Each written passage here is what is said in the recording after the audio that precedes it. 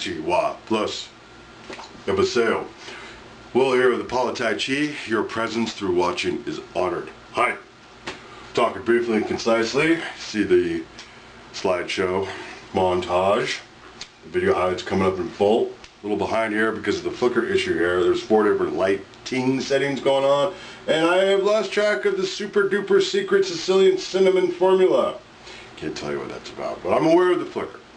The video highlights are perfect. This is like, you know, a bunch of nested things going on. Anywho, post Ben Shapiro, and who should be the poster boy, commentary on him soon enough, but with Professor, Dershowitz, who had a big hand in Bill Clinton's and all of the impeachment stuff going on in the late 90s when yours truly got involved politically, and is qualified to speak to this effect, blurring the channel with the subject matter of where sports and politics collide. I'm just suggesting that to you. The viewing audience, some of my subs may not agree with that. Most of them, I'd say 90% sub from when I was doing sports radical-wise. Lots of content up there every day. Political side of things when I was doing MSNBC when they were a little more tolerable to cover. Yeah, now I'm, interestingly enough, good segue on my little rambling there, because Antifa and the left of center has put off former, slightly left of center Democrats like myself and pushed us off to the right. When they're coming out and bashing Alan Dershowitz, that's the reason for the Poly-Reg, roll it. If you don't like Ben Shapiro, don't listen to him. Or even boo him. You know, under the First Amendment, a person who's a critic of Ben has the right to get up and go boo or hiss, but he has to sit down then. He has to allow him to finish the speech. He can't be shouted down. Right. I was shouted down at the University of California at Irvine. I'm less polite than Ben. I'm from Brooklyn, so I just out-shouted the people who try to shout me down. You did. But, yeah, but, you know, the university has an obligation. The speaker comes first. His right and the right of his audience to have that communication trumps everything. And Berkeley must do everything in its power, including the use of the police, including expelling students. Right, because that's the most important thing. Absolutely. You're describing a liberal agenda of 19... All right. So just a little snippet there. The video highlights in full coming up. But again, as already stated, but it's worth reiterated. It cannot be overstated. When true left of center, libertarian, smart people like Alan Dershowitz come under fire by this movement that's going on there, and then you have these other like wannabe professors, and I'm sorry, I'm just going to say it, are there some like alien pod people interspersed amongst this Antifa movement? Because that's some funky hairdo going on there. Don't check out my weird long neck, but my funky hairdo. Just saying. Alright, thanks for watching. No silly DUIs while you're out there. Roll clear.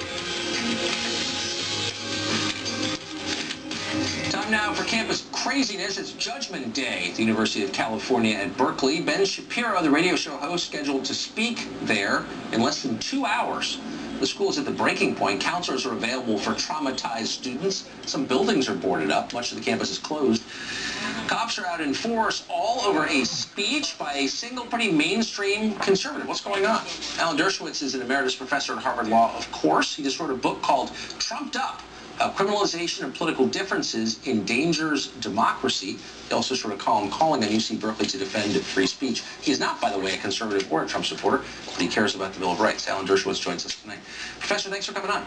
Well, thank you so much. You know, today, Ben Shapiro, tomorrow, me, William Buckley, you, these folks don't want to hear an alternative point of view on American university campuses, and they're prepared to use violence to stop this from happening. They are going to start protesting teachers. This is really going to spread. This is a very serious problem, and it has to be stopped now at Berkeley, the home of the free speech movement. You can't have free speech for me, but not for thee, which is the way many Berkeley professors and students want it. Free speech for the left, but not for centrists, not for conservatives, not even for centrist liberals like me. If I were to speak at Berkeley, I would be the subject of protest. That's how far this has gotten. No, you're right. And to some extent, I blame them less. The protesters, I think, are mostly just idiot trust funders who will grow out of this. Where are the adults? That's what I'm bothered by. Where are the old-fashioned liberals who used to defend free speech? They are silent in the face of this. Why?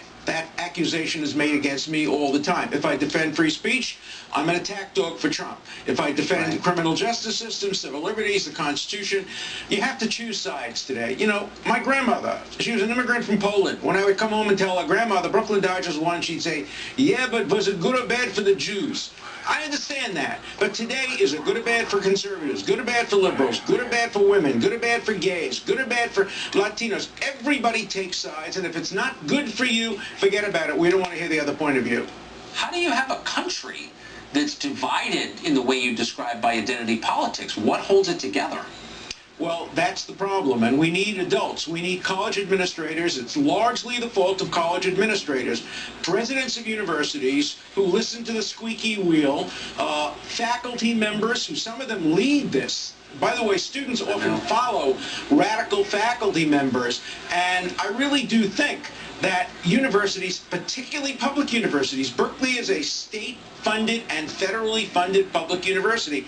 It has an obligation. It's not a matter of choice. It must defend the First Amendment. If Ben Shapiro is not allowed to speak, the First Amendment will have lost a tremendous battle today, and that's why this is a very important event in the history of our rights.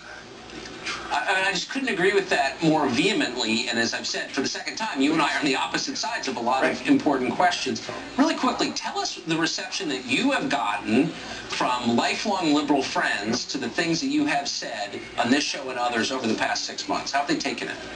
Well, they think I have changed sides. You know, I'm a liberal Democrat. I voted for Hillary Clinton. I would vote for her again. I'm just reading her book, which I love. I want to see DACA renewed. I support gay marriage. I support the entire liberal agenda, but the liberal agenda means free speech for all. The liberal agenda means due process, not only for people who you support, but for people who you vehemently oppose. It was a dictator in South America who once said, for my friends, everything, for my enemies, the law. And we don't want that to happen in America, that we turn the law against people we disapprove of. If you don't like them, vote against them. If you don't like Ben Shapiro, don't listen to him. Or even boo him. You know, under the First Amendment, a person who's a critic of Ben has the right to get up and go boo or hiss, but he has to sit down then. He has to allow him to finish the speech. He can't be shouted down. I was shouted down at the University of California at Irvine. I'm less polite than Ben. I'm from Brooklyn, so I just out-shouted the people who try to shout me down. I bet you did. But, yeah, but, you know, the university has an obligation. The speaker comes first. His right and the right of his audience to have that communication trumps everything. And Berkeley must do everything in its power, including the use of the police, including expelling students. Because it's the most important thing. Absolutely. You're describing the liberal agenda of 1973. I think things have changed. But I'm glad you're here to remind us. Thank you, Professor. Thank you. Well, America is plagued by the specter of fascist violence, and in an ironic twist, these fascists call themselves anti-fascist, Antifa. Whenever conservatives want to speak on campus or hold a rally, Antifa groups are a reliable presence, and they routinely try to stamp out speech using vigilante violence, which they perversely justify as a form of self-defense. Mike Isaacson is a professor at John Jay College of Criminal Justice. He founded the Antifa group Smash Racism DC, and he joins us tonight. Professor, thanks for coming on. Hi, how you doing? Thank you for having me. So your position, tell me if I'm mischaracterizing this, is people you define as fascists do not have free speech rights. No. My position is that communities have the right to defend themselves against groups that actively seek to eliminate members of that community. Defend themselves against violence, or defend themselves against violence? I mean, we were talking about... No, but physical violence? So if I say, for example... We're talking about a history, a group that has a history of enacting hate crimes. No, we're not going to pretend like we're suddenly in this ahistorical world where Dylan Roof or Wade Michael Page doesn't exist, where Anders Breivik doesn't exist. Are you kidding me? No. Are you a professor, by the way? What? So here's the question, though. Is it past statements that have espoused violence, or is it acts of violence? It's so both. could you, Okay, but we're talking about... hold on, let me Even my cat, could you who is like commit very violence trained, against smart, me tuned into if you video, thought is that looking I at this had guy like, a history of saying things that you imagined were violent? I would Look never at him, commit Terrence. violence against Look at this you. dude. I actually, when I was younger, I was a libertarian. Kinda and I odd actually looked up looking, to you when right? you were a libertarian. Okay, but let's take me out of this. Let's just, I want to know, like, the concept of self-defense is a legal concept, but it's also got, like, a long history and tradition in common law. So the idea is if I'm hitting you, if I strike you physically, if I physically commit violence against you, you have a right to commit violence back in order to protect yourself or your property. Sure. But you're seeming to say that anybody who has espoused ideas that have at some point in history led to violence can be the subject of violence from you. You're not saying that. No, I'm not saying that. What I'm saying is that I believe it is the right for communities to get together to assess what is a threat to them and to defend themselves against that threat. So give me an example. Like, what public figure in America right now could be shut down, could have his free speech rights taken away, and could be the subject of violence under the standards you're describing? Well, I mean, for instance, I think that the framework here of talking about violence as opposed to talking about preserving the very freedoms that you and I both enjoy is a false one. I mean, ultimately, we're talking about a movement that actively advocates against all the fetters of democracy.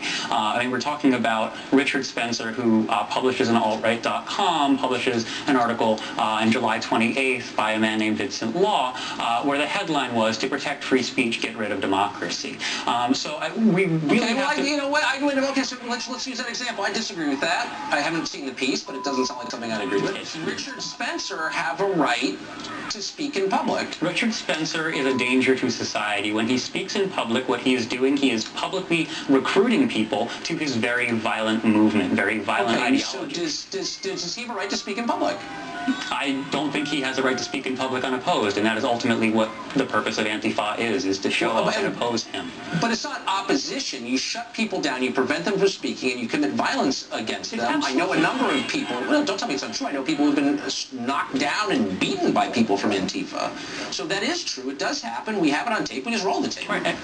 So you're saying, is that justified? Yes. I believe that communities have the right to defend themselves against threats to their community. Against ideas they don't like.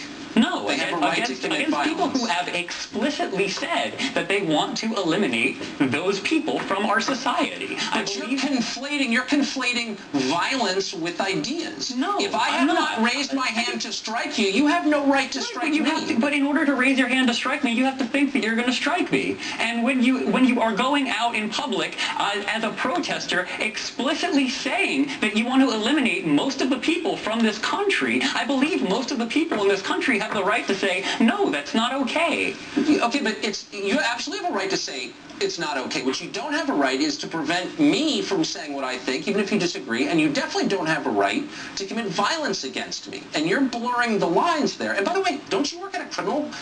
Yes, I mean, I can also work, yeah.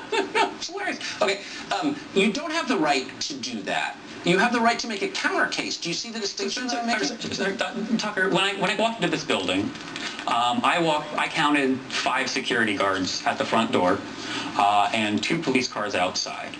Are you going to tell me that the violence that they would enact against someone who is looking to do you or any number of the people that work here harm, are you going to tell me that the violence that they enact to protect preemptively the staff that are protected also by the barricades that you have? I don't even know what you're saying. I'm not honestly not following you. Are you because I'm not a college you don't have security?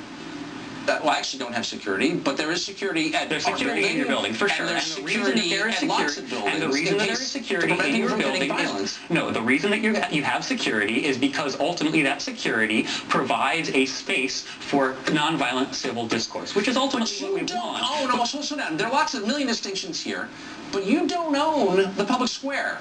I believe the public owns the public square, and at the end of the day, you're not in charge of the public, and you're not in charge of deciding. Okay, we are talking about a system that has been gerrymandering people out of public representation. Okay, if we're relying on the cops, ultimately those cops are working for the very people that we work for, and not in the interest of the vast majority of society. We don't have representation. We don't have representation by the state. We don't. Okay, this is something you have to last understand. question. Do you teach students? I do.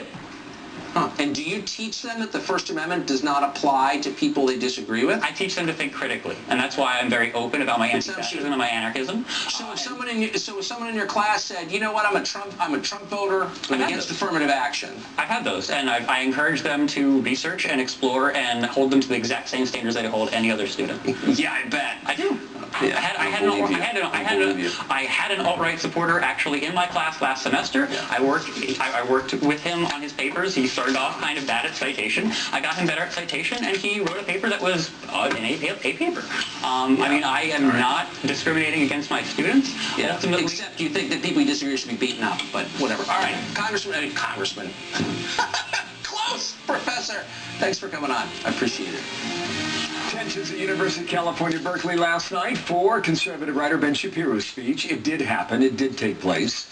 But that school also taking extraordinary security measures, costing around $600,000.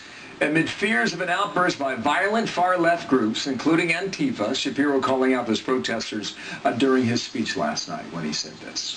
The reason that I am here is because fascism does not own this university. Because there are students who do want to hear differing views, who don't want to be told that they can only hear one view, who don't believe that the First Amendment should die under the jackboots and Birkenstocks of a bunch of anarchist communist pieces of garbage. Well, you know, that's not very helpful either. The POLIT'AI CHI is an equal opportunity critic.